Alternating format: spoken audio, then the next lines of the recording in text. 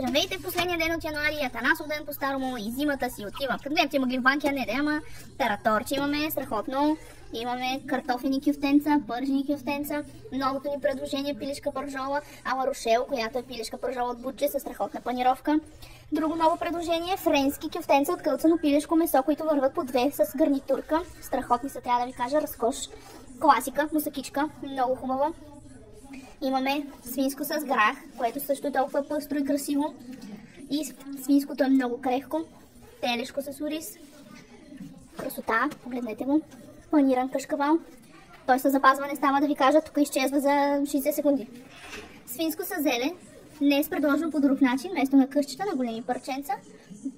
Имаме италианския вариант на омлет, който се казва фритата, което са яйчица с зеленчуци и сиранце. Много вкусен.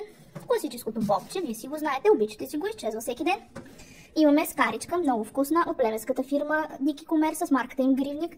Абсолютно разкошотия. Ето плескавици, те са ни много предложение. И супичката пиле, която всички познавате и обичате. Очакваме ви днес в трите госби. Изповядайте!